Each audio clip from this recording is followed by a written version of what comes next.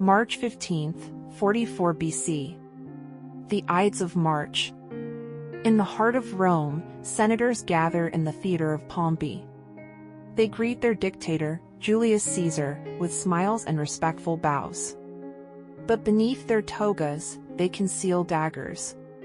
By the day's end, the most powerful man in Rome will be lying dead at the base of Pompey's statue, murdered by his own friends.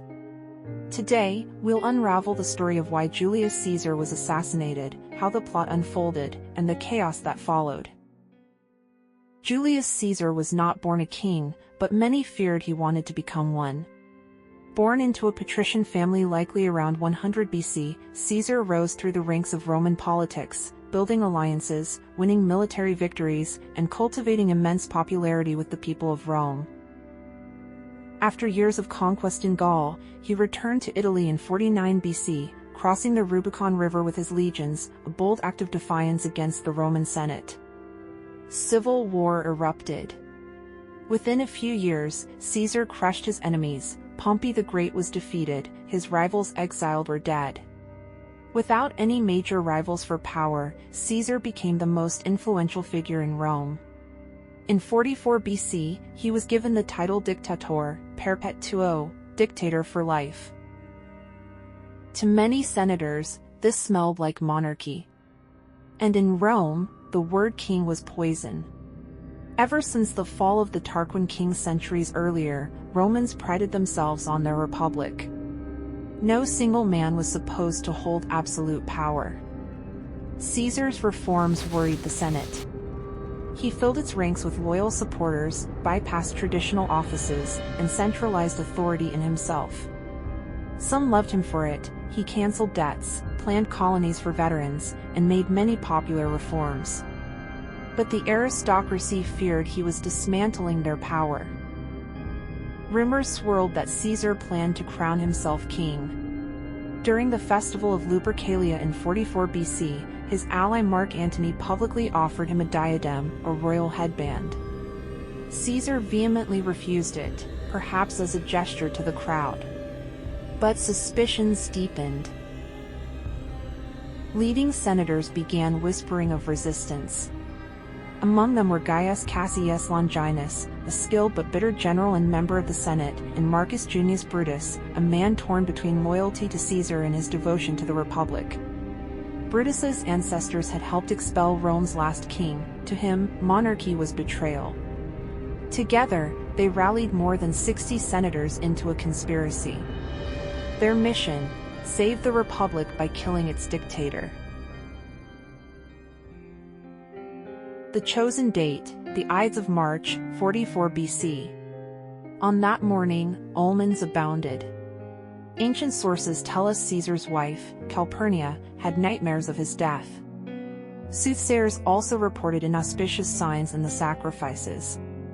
He almost stayed home, persuaded by Calpurnia's fears, but one conspirator, Decimus Brutus, convinced him to attend the Senate, saying the senators would be offended if he didn't. Reluctantly, Caesar went. The Senate met at Pompey's portico, ironically, a garden named after Caesar's former rival. As Caesar entered, the conspirators crowded around him. They pretended to plead for the return of an exiled man. Then, as they tugged at his toga, one senator, Cassius, struck first, stabbing Caesar in the neck. Chaos erupted. The conspirators attacked in a frenzy. Ancient accounts differ on the exact number of wounds, but Suetonius says Caesar was stabbed 23 times. When he saw Brutus among his attackers, Caesar is said to have been utterly shocked. There was a common rumor that Brutus was actually Caesar's biological son, as he did have a long-standing affair with Brutus's mother. If so, then this final betrayal must have been devastating. Bleeding, Caesar collapsed at the base of Pompey's statue. The dictator of Rome was dead. The conspirators believed they had saved Rome. After all, they had killed a tyrant. But they badly miscalculated. Instead of celebrating, the Roman people panicked. Caesar was loved by the masses. He had given them games, land, and food. To them, he was not a tyrant, but a benefactor. The senators fled, fearing revenge. Brutus and other conspirators tried to give speeches in the forum, justifying the assassination. But eventually, the crowd turned against them. The conspirators had no plan for what came next. Then, at Caesar's funeral, his ally Mark Antony delivered a masterful speech. He showed Caesar's blood-stained toga to the crowd and stirred up their emotions.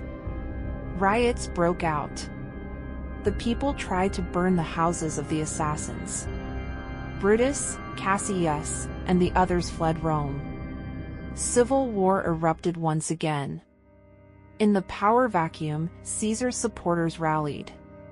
Mark Antony, Marcus Lepidus, and Caesar's adopted heir, Octavian, later known as Augustus, formed the Second Triumvirate. Together, they hunted down the assassins. At the Battle of Philippi in 42 BC, Brutus and Cassius were defeated. Both committed suicide rather than be captured. The dream of restoring the Republic died with them. In time, Octavian outmaneuvered his rivals and became Rome's first emperor. The Republic was gone, replaced by the Roman Empire. Ironically, by killing Caesar to save the Republic, the conspirators destroyed it. Their daggers paved the way for centuries of emperors. The assassination of Julius Caesar remains one of history's most famous murders, a tale of ambition, betrayal, and unintended consequences. The Ides of March remind us how fragile republics can be, and how the fate of nations often turns on the choices of a few. Thank you for watching.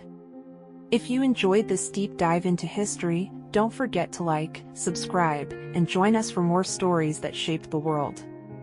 This is the Hobby Historian, signing off.